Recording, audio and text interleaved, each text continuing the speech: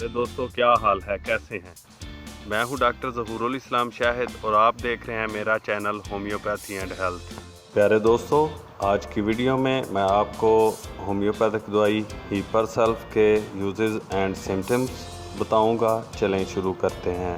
Hepar sulph calcium sulphide को कहते हैं। डॉक्टर हैनीमन ने इसे एक समुद्री जानवर ऑयस्टर के खौल से तैयार किया था और इस पर मुख्तलिफ़ किस्म के तजर्बे किए थे। यह दवा कलकेरिया कार्ब और सल्फ़र की मरकब है और इसमें इन दोनों की बाज़ खसूसियात पाई जाती हैं, लेकिन अपनी अक्सर अलामतों में ये दोनों से मुख्तलिफ है। पहले ज़माने में कैल्शियम सल्फाइड को खारिश, वजअल मुसाफिल, गैंठिया और देग की सोजश वगैरह में बैरूनी तौर पर इस्तेमाल किया जाता था। इसके अलावा ये दमा और फेफड़ों की सेल में भी मुफीद समझी जाती थी। हीपर सल्फ बकसरत रोज़मर्रा काम आने वाली दवा है। सलीशिया के साथ इसका बहुत गहरा तल्लुक़ है। जहाँ सलीशिया असर दिखाना छोड़ दे, वहाँ भी हीपर सल्फ मुफीद साबित हो सकती है। रोज़मर्रा की आम छूत की बीमारियों में भी हीपर सल्फ बहुत अच्छा काम करती है। अगर किसी वजह से सलीशिया इस्तेमाल ना करवाई जा सके तो हीपर सल्फ बग़ैर किसी खौफ व ख़तर के दी जा सकती है। हीपर सल्फ मरकरी और सलीशिया के दरमियान इसलिए दी जाती है कि मरकरी के बाद बराह रास्त सलीशिया देना मुनासिब नहीं है, क्योंकि इससे कई किस्म के नुकसानात पहुंचने का एहतमाल होता है। मरकरी के बाद सलीशिया देने से पहले हीपर सल्फ देनी ज़रूरी है।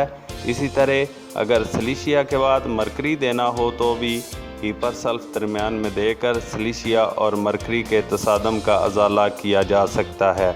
हीपर सल्फ रोज़मर्रा के गले की खराबियों में बहुत मुफीद है। गले में बलगम चिपक जाए और इसे बाहर निकालना बहुत मुश्किल हो और खांसी के बावजूद बलगम को उखेड़ना दुश्वार हो तो हीपर सल्फ बहुत नुमायाँ काम करती है।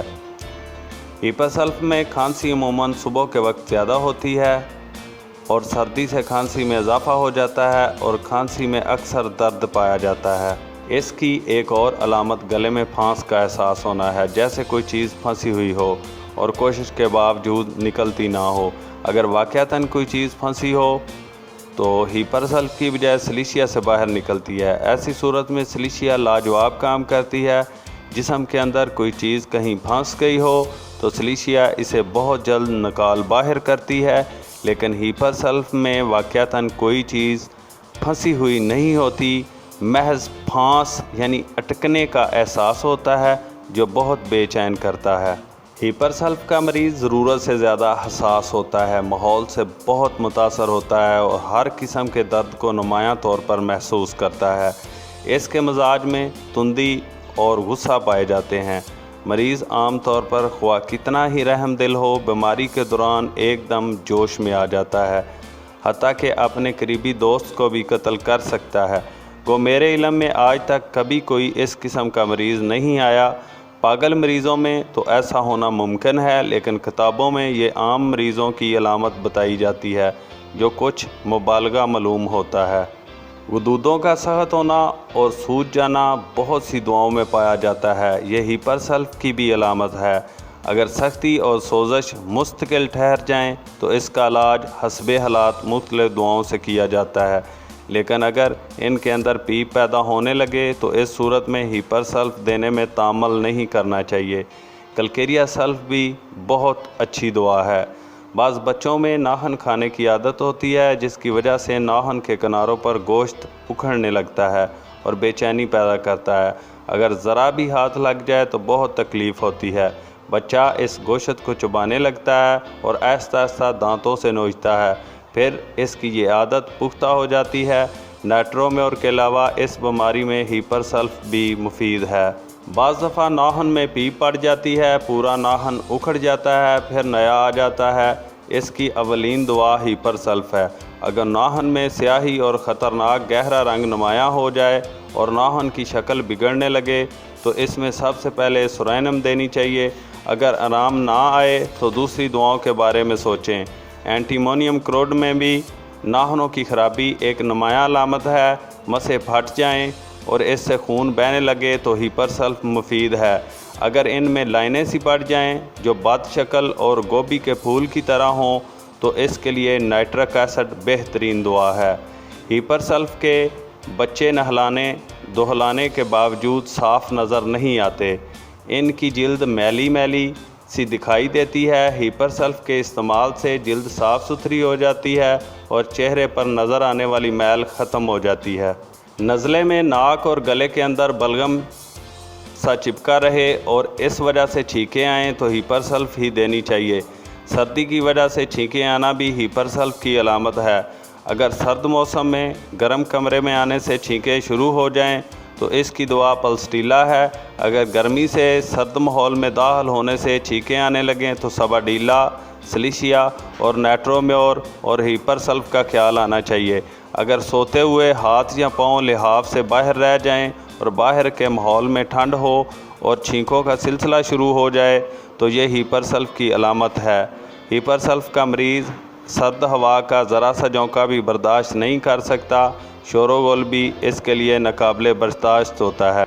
کان کی تکلیف میں اکثر کیمومیلا، پلسٹیلا، بیلاڈونا اور ایلیم سیپا کام آتی ہیں۔ ہیپر سلف بھی کان کے درد کی دوا ہو سکتی ہے۔ آنکھوں کی بیماریوں سے بھی ہیپر سلف کا تعلق ہے، لیکن اگر نزلہ کی وجہ سے آنکھ میں بہت سرخی ہو تو یوفریزیا زیادہ مفید ہے۔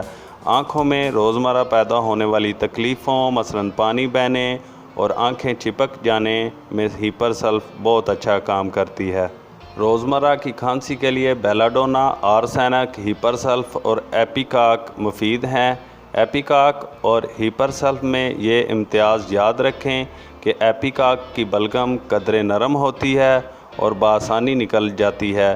اگر بلغم پھنسی ہوئی ہو اور چپکنے والی ہو تو ہیپر سلف، کالی بائکروم یا کوکس مفید ہوں گی۔ ہیپر سلف بہت گہری دوا ہے۔ اگر اچانک شدید بیماری کا حملہ ہو تو اونچی طاقت میں دینے سے فائدہ ہوتا ہے، اور بار بار اونچی طاقت میں دینا بھی نقصان دہ نہیں۔ 1000 طاقت میں بیماری کی شدت توڑنے کے لیے ایک دن میں 2 بار بھی دی جا سکتی ہے، لیکن جب مرض قابو میں آ جائے تو پھر وقفہ بڑھانا لازم ہے۔ دوا کی طاقت کے استعمال کے بارے میں اپنے تجربہ سے سبق سیکھیں۔ رفتہ رفتہ تجربہ سے پوٹینسی کے استعمال کا سلیقہ آ جاتا ہے۔ اگر بیماری طویل ہو جائے تو ایسی مزمن حالت میں یہ توقع نہیں رکھنی چاہیے کہ مریض اونچی طاقت سے آنن فانن ٹھیک ہو سکتا ہے۔ پرانے مرض میں سارے جسم کے نظام میں گہری تبدیلیوں کی ضرورت ہوتی ہے جو فوری طور پر پیدا نہیں ہو سکتی۔ اگر جسم کا دفاعی نظام کمزور ہو چکا ہو اور مریض میں مقابلہ کی طاقت بہت کمزور ہو چکی ہو تو اونچی طاقت میں دوا دینے سے شدید رد عمل کا خطرہ ہوتا ہے جو جان لیوا بھی ثابت ہو سکتا ہے۔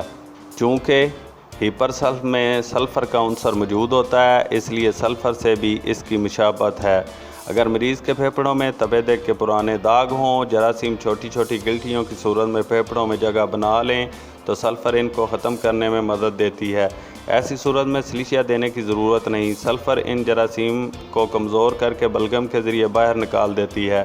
لیکن ایک بات پیش نظر رکھنی چاہیے کہ تپے دیگ میں سلفر اونچی طاقت میں نہیں دینی چاہیے جب تک یہ تسلی نہ کر لی جائے کہ پھیپھڑوں میں شریانوں کے قریب جراثیم کی بڑی بڑی گلٹیاں موجود نہیں۔ تپے دیگ کے مریض جن کے پھیپھڑے سیلی گلٹیوں سے بھرے ہوئے ہوں، ان میں سلفر کی اونچی طاقت سلیشیا کا سا عمل دکھاتی ہے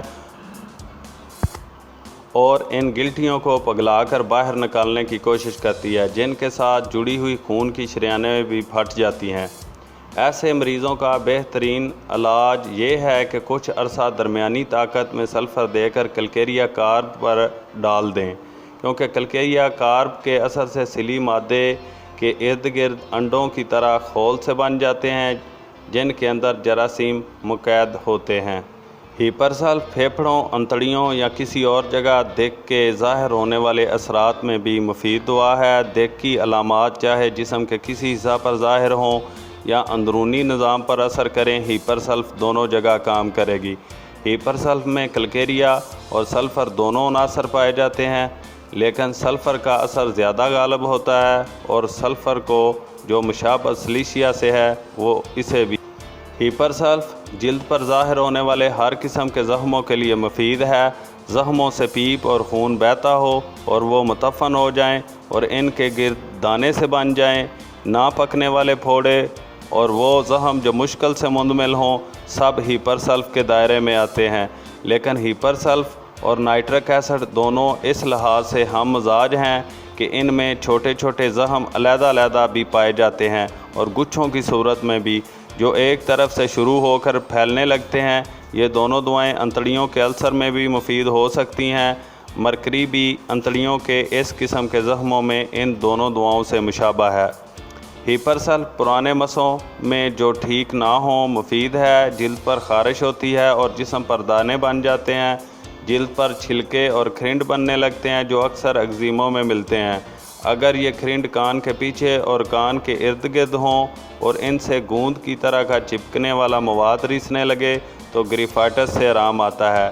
اس قسم کے کھرنڈ جو کسی دوا سے ٹھیک نہ ہوں ان میں ہیپر سلف کو آزمانا نہ بھولیں۔ اس کی دافع اثر دعائیں ہیں بیلا ڈونا، کیمومیلا سلیشیا، اور اس کو 30 طاقت سے لے کر 1000 اور بعض دفعہ 1,00,000 طاقت یعنی CM تک استعمال کیا جا سکتا ہے۔ پیارے دوستوں، امید ہے کہ آپ کو میری یہ ویڈیو پسند آئی ہوگی۔ اگر ایسا ہے تو جلدی سے ویڈیو کو لائک کر دیں، اور اگر آپ اس طرح کی اور مزید ویڈیو دیکھنا چاہتے ہیں تو آپ میرے چینل کو سبسکرائب کر لیں اور ساتھ بیل بٹن بھی دبا دیں تاکہ میری ہر نئی آنے والی ویڈیو کا نوٹیفیکیشن آپ کو مل سکے۔